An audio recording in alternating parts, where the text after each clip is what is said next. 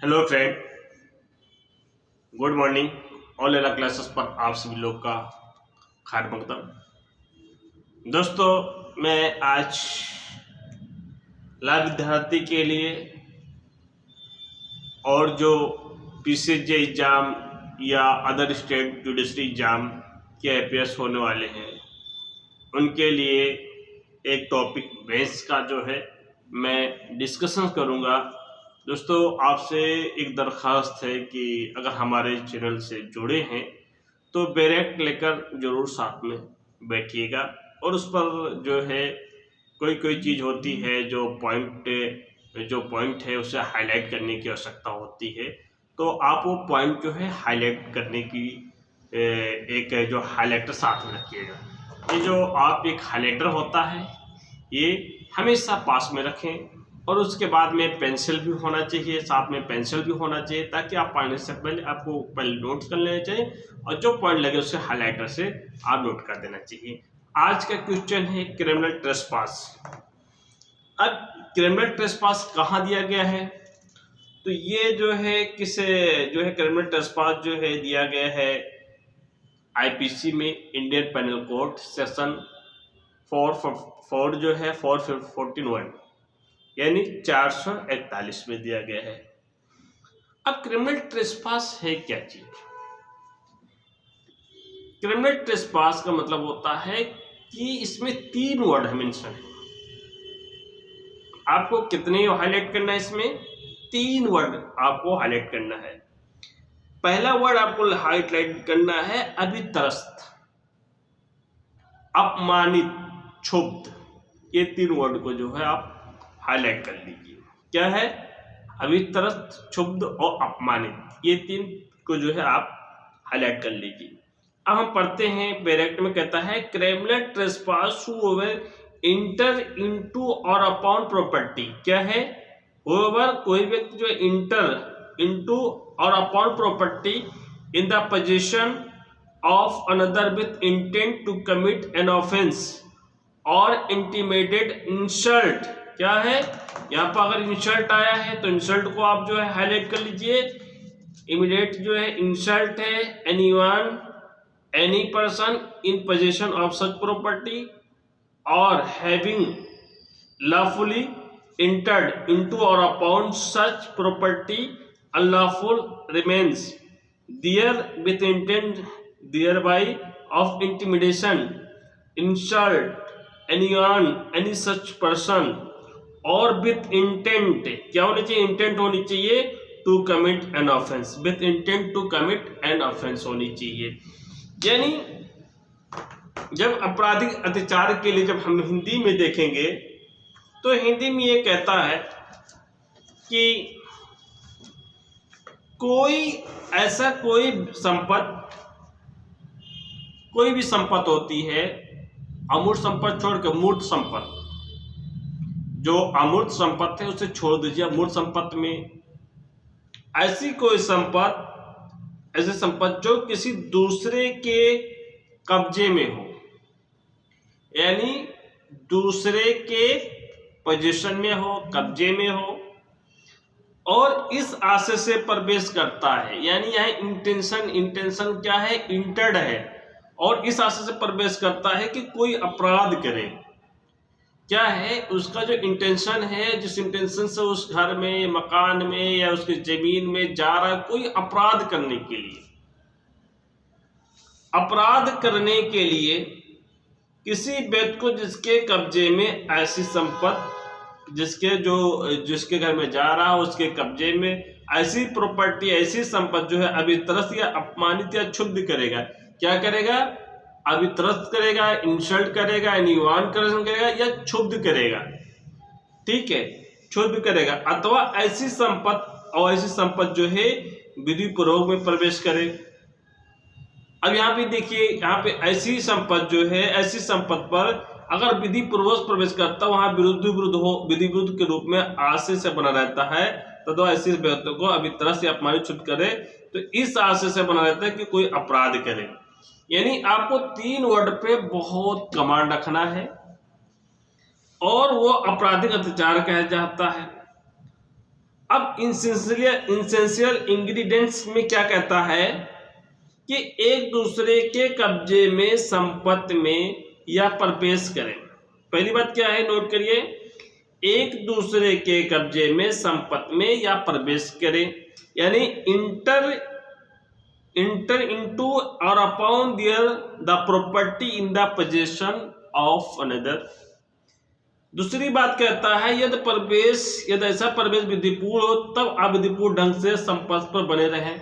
अगर विधिपूर्ण से प्रवेश किया गया तो अविधिपूर्ण मेथड से, अविधिपूर्ण तरीके से उस संपत्ति पर बने रहे, यानी if such entry is lawful then unlawful remain upon such property. और उसके बाद में तीसरा कहता है यदि ऐसा प्रवेश जो है अविधिपूर्ण बने रहने के आशय के साथ अवश्य होना चाहिए, आशय के साथ अवश्य होना चाहिए, यानी सच एंट्री और unlawful remain must be with intent. तो टू कमिट एन ऑफेंस क्या करता है कि ऐसा अपराध कारित करने के लिए क्या है, टू इंटिमिडेट और इंसल्ट और any person in possession of the property, संपत्ति के कब्जे वाले व्यक्ति के अभितरस करने या अपमानित करने या क्षुब्ध करने के लिए। ये आपको जो है बैरेक्ट में है। अब बैरेक्ट के बाद में आप कहते हैं कि किसी दूसरे व्यक्ति के अधिपत्य में, किसी संपत्ति तो किसी संपत्ति में प्रवेश करना, यानी कि inter into or upon the property in the possession of another. अब इसमें यह कहा कि एक बड़ा मायने आता है प्रॉपर्टी। तो प्रॉपर्टी कैसा होना चाहिए, प्रॉपर्टी जो है मूर्त होना चाहिए।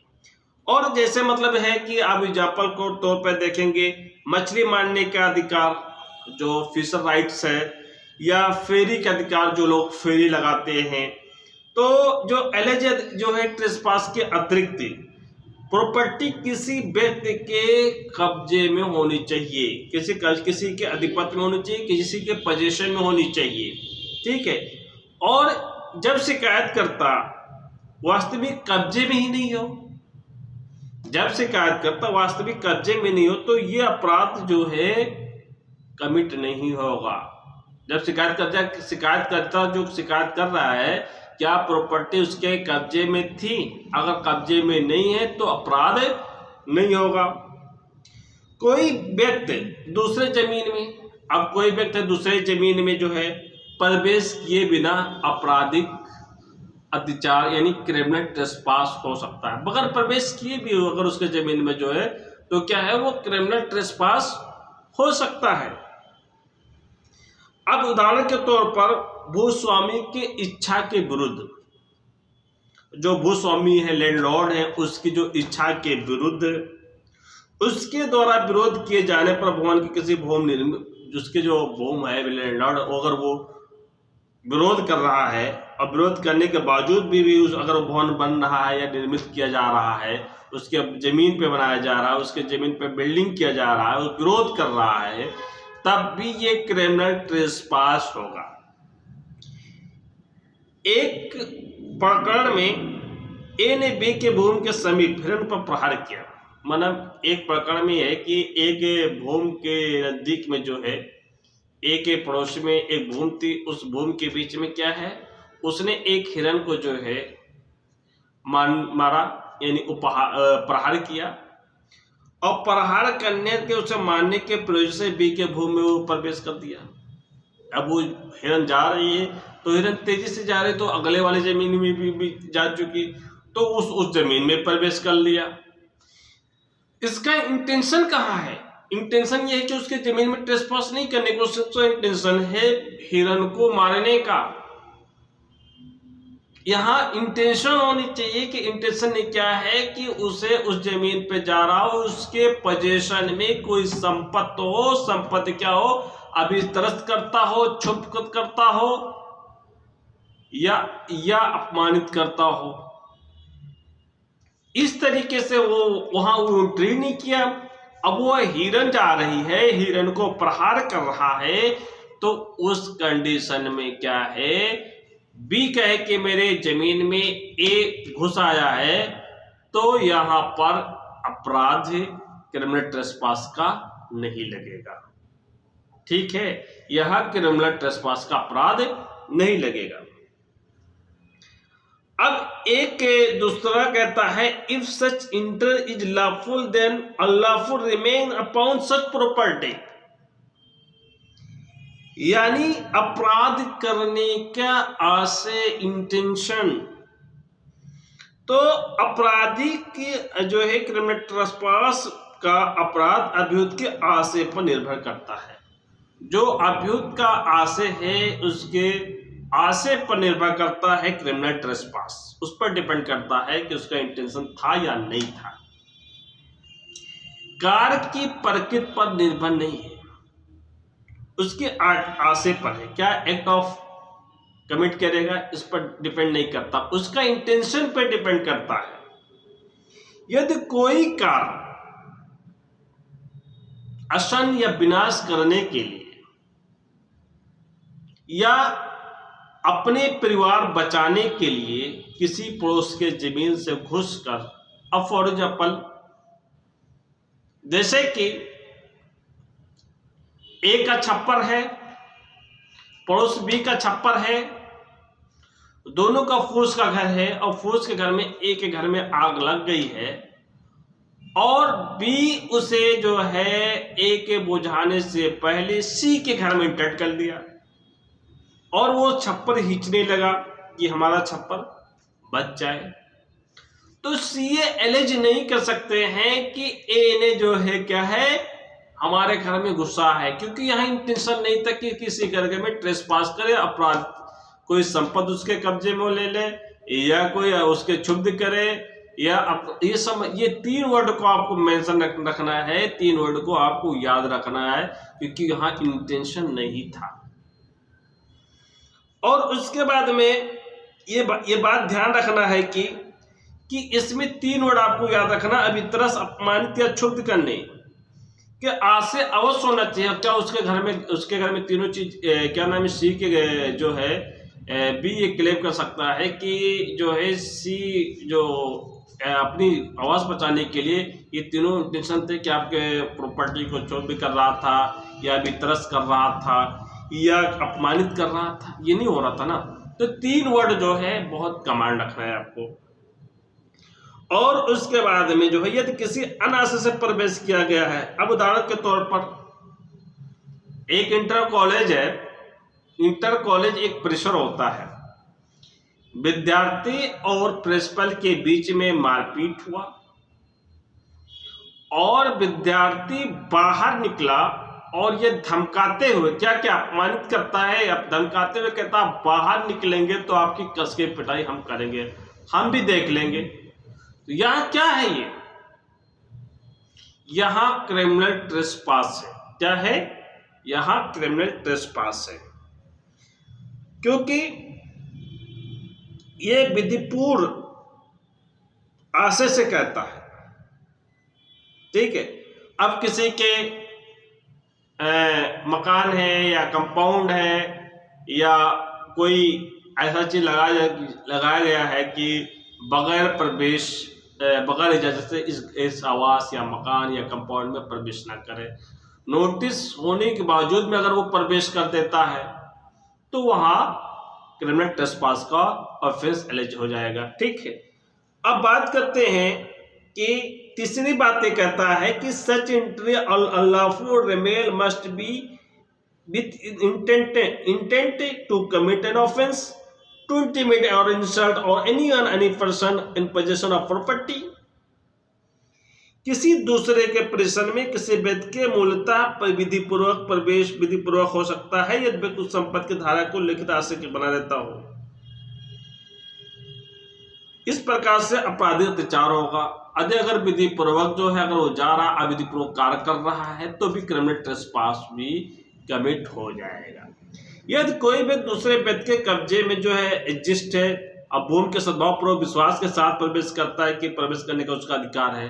अगर वो गुत्फेते में किसी के जमीन पे जाता हो, इंटेंट करता है प्रवेश करने, वहां किसी व्यक्ति को अभित्रस्त या अपमानित या क्षुब्ध करने का आशय उस भूमि पर प्रवेश नहीं करता है, यानी क्षुब्ध करने का, वितरस करने का या अपमानित करने का उसका आशय नहीं था, तो उस भूमि पर कोई अधिकार नहीं प्राप्त, तो इस सब आपराधिक दोष प्रदान नहीं की जाएगी।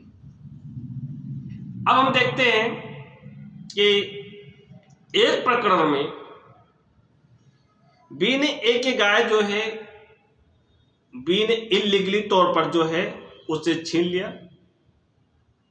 बी ने छीन लिया और उसे मवेशी खाने में बंद कर दिया।